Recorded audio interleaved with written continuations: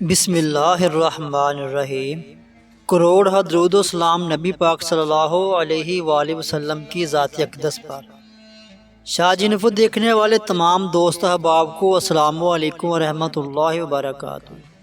دور نبوت کا بدترین فرعون ابو جہل اپنے زخموں سے چور جسم کے ساتھ موت کا منتظر تھا۔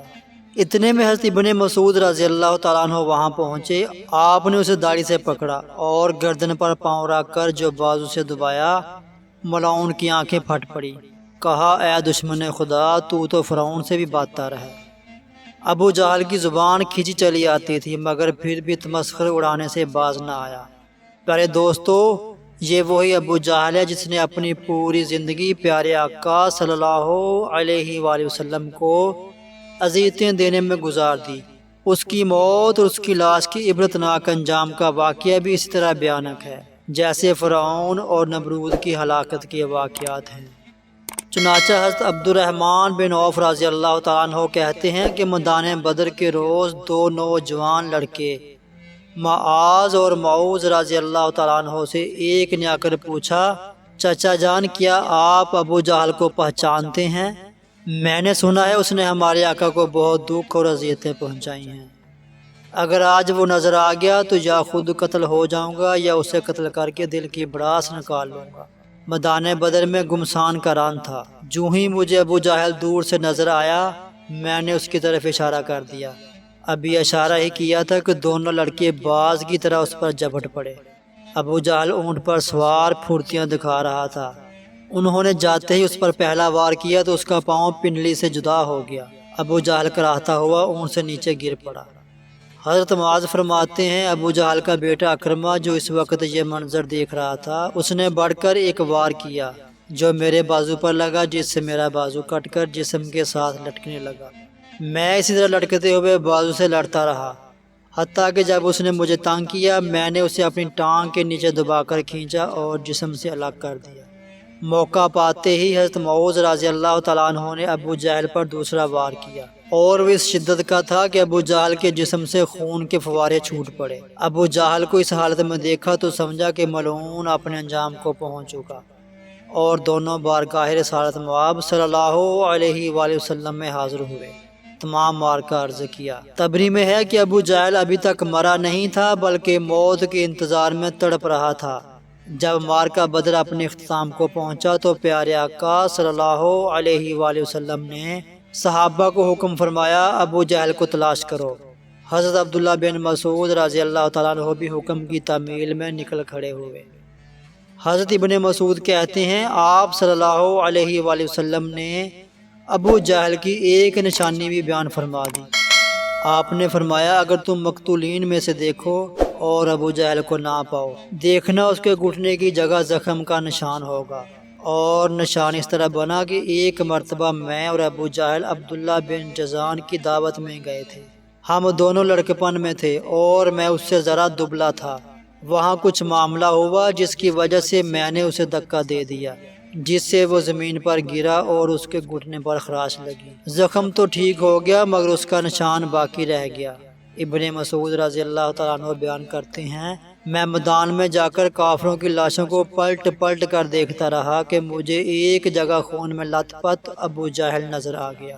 اس میں ابھی سانسیں باقی تھی، پھر میں نے گھٹنے پر نشان دیکھا تو وہ بھی نظر آ گیا۔ جب مجھے کوئی ابہام باقی نہ رہا تو میں نے اس کی گردن پر پاؤں رکھا اور اس کی داڑھی کو پکڑ کر زور سے کھینچا۔ اس کی آنکھیں پھٹ پڑی۔ میں نے کہا، اے دشمن خدا، اللہ نے اب تو تجھے ذلیل کر دیا۔ کہنے لگا، اس میں ذلت کیا ہوئی؟ میں تو اس شخص کا بدلہ لینے آیا تھا جسے تم نے قتل کر دیا تھا۔ اچھا بتاؤ، فضا کس کی ہوئی؟ میں نے کہا، اللہ اور اس کے رسول صلی اللہ علیہ وآلہ وسلم کی۔ پھر کہنے لگا، اے ابن مسعود، اے بیڑوں کے چرانے والے، بہت اونچی جگہ کھڑا ہے۔ دوسرا قول یہ ہے کہ حضرت عبداللہ بن مسعود نے کہا، اے ابو جہل، تیرا قاتل میں ہوں۔ کہنے لگا، نہیں، تو اس سے پہلے غلاموں نے اپنے آقا کو قتل کیا ہے۔ اور قول یہ بھی ہے، جب ابن مسعود رضی اللہ تعالیٰ عنہ اس کے سینے پر چڑھ بیٹھے تو آپ نے کہا، اے دشمن خدا، تو فرعون سے بھی بدتر ہے، کیونکہ اس نے غرق ہوتے وقت ہی کم از کم اپنے ناپسندیدہ کردار کا اعتراف کرتے ہوئے انصاف سے کام لیا تھا۔ تیرا بھی وہی حال ہے، پھر بھی تو اسی حالت گمراہی اور ضلالت پر اصرار کرتا ہے۔ اس کے جواب میں وہ ملعون کہنے لگا، تم اپنے آقا سے کہہ دو، اے محمد صلی اللہ علیہ وآلہ وسلم، میں اس دنیا سے رخصت ہو رہا ہوں اور میرا تجھ سے بڑھ کر کوئی دشمن نہیں ہے۔ یہ سننا تھا کہ آپ نے اسی کی تلوار سے اس کا سر تن سے جدا کر دیا۔ آپ نے اس کا سر اٹھایا اور تاجدار رسالت صلی اللہ علیہ وآلہ وسلم کے سامنے لا کر پٹخ دیا اور کہا، یا رسول اللہ صلی اللہ علیہ وآلہ وسلم، یہ رہا ابو جہل کا سر۔ پیارے آقا نے فرمایا، قسم اس ذات کی جس کے سوا کوئی اور معبود نہیں، کیا یہ اسی کا سر ہے؟ آپ صلی اللہ علیہ وآلہ وسلم کا یوں فرمانا اظہار تشکر سے تھا، وگرنہ آپ تو اس ملعون کو بخوبی جانتے تھے۔ ابن مسعود نے عرض کیا، واللہ یہ وہی ہے۔ اس پر آپ صلی اللہ علیہ وآلہ وسلم اٹھے اور سر کے پاس جا کر کھڑے ہوئے اور خوب غور سے دیکھ کر فرمایا، یہ شخص اس امت کا فرعون ہے۔ اللہ کا شکر ہے ایک دشمن دین ہلاک ہوا۔ ایک دوسری روایت میں ہے کہ سجدہ شکر ادا فرمایا، ایک اور روایت میں ہے کہ نماز شکرانہ ادا فرمائی۔ اس کے بعد آپ صلی اللہ علیہ وآلہ وسلم نے حکم دیا، ان کو فلاں کنویں میں ڈال دیا جائے۔ چنانچہ صحابہ کرام نے سرداران قریش کو ٹانگوں سے گھسیٹ کر کنویں میں ڈال دیا، اور اسی طرح ابو جہل کے سر کو اور اس کی سر کٹی لاش کو بھی ٹانگ سے گھسیٹ کر کنویں میں ڈالا گیا۔ یوں 24 قریش کے سرداروں کو اس کنویں میں پھینکا گیا۔ اس کے بعد آپ صلی اللہ علیہ وآلہ وسلم نے مزید 3 روز بدر میں قیام فرمایا، اور جب وہاں سے روانہ ہوئے تو اس کنویں پر گئے جہاں کفار مکہ کے لاشیں پھینکے گئے تھے۔ حضرت عائشہ رضی اللہ تعالیٰ عنہ سے مروی ہے، آپ صلی اللہ علیہ وآلہ وسلم نے وہاں کھڑے ہو کر فرمایا، اے کنویں والو، کیا تم نے اس وعدے کو جو اللہ نے تم سے کیا تھا ٹھیک پایا ہے؟ بے شک مجھ سے اللہ نے جو وعدہ کیا تھا سچ ہو گیا۔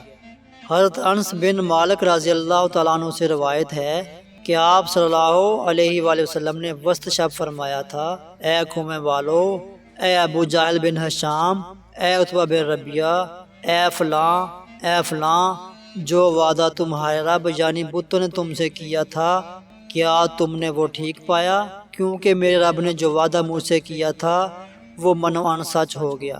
اس پر صحابہ نے یا حضرت عمر رضی اللہ تعالیٰ عنہ نے پوچھا، یا رسول اللہ صلی اللہ علیہ وآلہ وسلم، آپ بے روح جسموں کے ساتھ باتیں کرتے ہیں؟ تو آپ صلی اللہ علیہ وآلہ وسلم نے فرمایا، جو بات میں کہتا ہوں اسے تم ان سے کچھ زیادہ نہیں سنتے، البتہ ان میں جواب دینے کی استطاعت نہیں ہے۔ اور امام طبری نقل کرتے ہیں کہ محمد بن اسحاق کہتے ہیں، بعض علماء نے یہ بات بھی بیان کی ہے جس روز آپ نے گفتگو کی، آپ نے فرمایا، اے کنویں والو، تم نے نبی کے اہل خاندان ہو کر اپنے نبی کے حق میں بدترین خاندان تھے۔ تم نے میری تکذیب کی حالانکہ دوسرے لوگوں نے میری تصدیق کی۔ تم نے مجھے گھر سے نکالا، دوسروں نے مجھے پناہ دی۔ تم نے مجھ سے جنگ کی، دوسروں نے میری مدد کی۔ اس کے بعد آپ نے فرمایا، جو وعدہ تمہارے رب نے تم سے کیا تھا اسے تم نے سچ پایا، جبکہ میں نے تو اپنے رب کے وعدے کو سچ پایا۔ ناظرین کرام، یوں ابو جہل کی جہالت اور ظلمت کا دور اپنے اختتام کو پہنچا۔ بے شک اللہ کے ہاں ہر ظالم کے لیے دردناک عذاب تیار ہے جس سے بچنا محال ہے۔ آخر میں اللہ تعالیٰ سے دعا ہے کہ اللہ تعالیٰ ہمیں صراط مستقیم پر چلنے، ہمیں سچ بولنے اور دین کی صحیح سمجھ عطا فرمائے۔ آمین ثم آمین۔